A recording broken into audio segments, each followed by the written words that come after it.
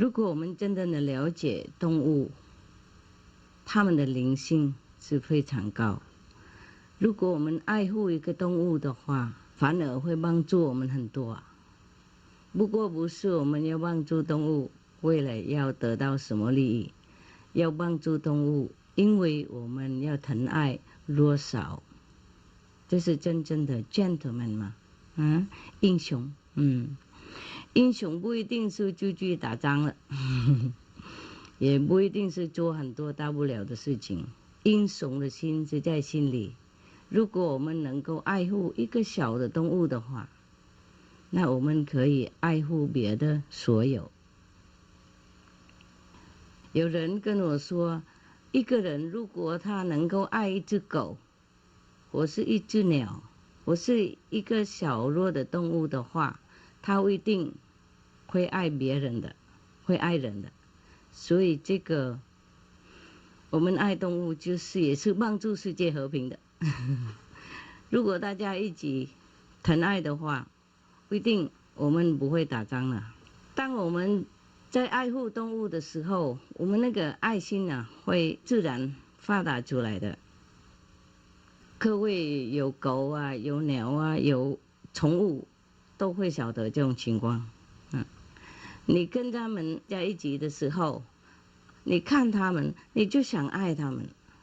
没有别的想法，没有别的办法。然后在那边爱护它，宠物它，这样子自然那个气氛在家里面那个爱的气氛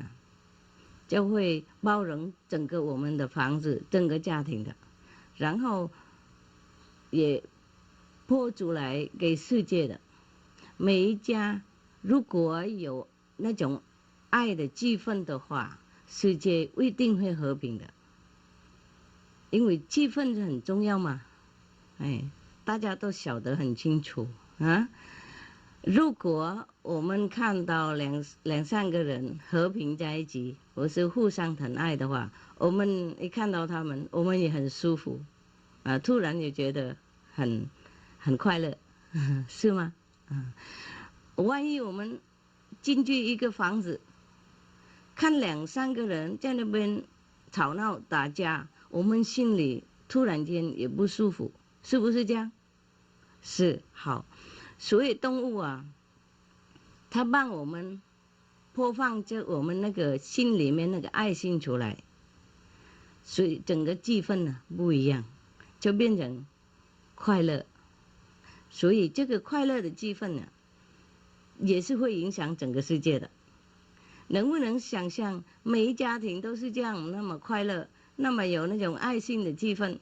当然世界会很好啊，是吗？所以动物不用说他们有灵性我是不用管他们有没有帮忙我们什么明显的地方，主要就是他把我们那个爱心提出来，把它爱心拉出来。那个爱心一出来的话，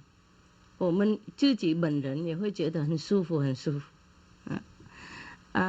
如果你有空那跟狗坐一起摸摸安安的摸摸它，疼爱它，你等一下整个身体也很舒服连那个身体也很舒服。我们本身的身体的，不要说气氛什么的然后整个身体都好像有电波一样，静静的电波，我觉得非常非常舒服。所以我们可以明显的看了，比方说狗真正的有帮助人。不用说用神通可以跟他们沟通，不用说有他心通可以了解他们的语言，不用。光那个物质的身体肉体感觉精神的感觉已经够可以证明说狗真的有帮助人。所以我们也不一定用说我们要帮助狗，或是要爱护狗，那狗会帮助我们。不然的话，我们就可以说互相帮助就对了。在圣经里面也有讲嘛，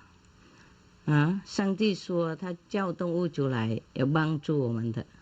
那我们要想办法看看他帮助在哪一个地方。我自己今生已经体验到他们有帮助了，然后科学家也有证明说，你如果爱护动物哈，你有一个宠物在你家里面的话，你身体会更健康，精神也更快乐。如果我们精神快乐的话，我们会去吸引幸运啊，我们会吸引那些快乐的气氛到我们家来，同心相系嘛啊。然后你就天天看到狗啊，或是看到你的宠物哈，然后爱心就跑出来了啊，那个爱心会吸引别的爱心啊，那你就去外面，人家会爱你啊，狗也不会咬你，比方说这样子，或是你会吸引那种爱力啊到你的家来啊，所以我们帮助动物的时候，真正也是对自己有利，帮谁都会有利的。因为我们常常认为是帮助别人就是帮助他，不一定哦。那个人也会发出一种爱心还过来给我们。如果我们帮助他，他会谢谢，然后他回去会祷告，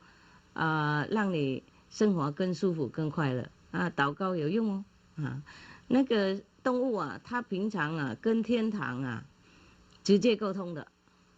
所以，如果我们帮助他们的话，他们一定也跟天堂沟通，可以说这个人很好，他也可以替我们祷告，我们也可以这么说啊。不然的话，天堂有言嘛，我们对谁有好处、有帮助的话，天堂会写下来啊。帮助动物好的天堂也会写下来。在越南，我不知道中国怎么样。在越南，我们有一个传统，就说我们要对狗好，不然的话，我们死的时候会经过一条脚，然后如果我们善良的话我们对狗好的话，它就不会叫起来一大声，哇！因为如果它叫出来一声的话，你会吓了一跳，你会掉在坏的河里面。河里面都有那个鳄鱼啊、蛇啊，什么一大堆的那种，意思说，差不多地狱了。然后你如果对一只狗好的话，你过去那条脚，它会跟你打招呼，它会爱护你，让你过去平安到天堂为止。那个脚就是隔阂天堂跟地狱嘛，意思是这样子的。我没有经过那边啦，不过。不过听起来很有道理哈我们古人说什么都会有道理的我们古人何必骗我们呢？是吗？不管这个故事对不对了，我们看到弱小，当好人只要爱护就对了因为我们爱护弱小，就是我们有那种英雄的心嘛，大宏大量的心。那这样子的话，我们做人已经够高贵了，根本还不要说狗帮不帮我们忙当然他帮我们忙他把我们那个高贵的心理提出来那个比钱财地位都还要重要，是不是？所以爱护动物是应该的哪一个国家都有动物的比方说多数生出来等等如果我们能帮忙什么地方就尽量帮忙如果不能收养的话，也可以送钱或是出力帮助这些机构啦狗的机构和动物的机构，帮助他们照顾狗。到他们能够得到收养能够得到一个好的家庭在美国有一位亿万富翁哎呀，不是亿万富翁而已了，亿万富翁的他本来是一个流浪汉嘛然后后来有一只狗来跟他做朋友了做一回以后就每天爱他了好像有给他一种鼓励性这样子，然后他就想通了他就变成一个很成功的商人后来他就变成亿万万富翁了啊，在 San Francisco 啊，这个是真的故事，我没编出来，大家可以查查看。然后，所以他后来他死了以前啊，都有写那个遗嘱啊，写出来说，全部他的财产呢贡献给狗的，所以他有盖一个很大的房子嘛，有一个狗中心哈，哪一只狗都可以收养的很舒服的，每一只狗都有房子啊，房子又有那个窗户啊，那可以看出来的，有 garden， 有园里可以天天跑步，有人可以照顾，他们狗啊在那边活得很舒服啊，如果有人来收养就好。没有人收养的话，也可以在那边活的整个辈子，啊，到那个他们回去天堂为止。喂狗不一定去天堂的，如果我们帮助狗的话，我们也跟它联合，然后也一定可以上天。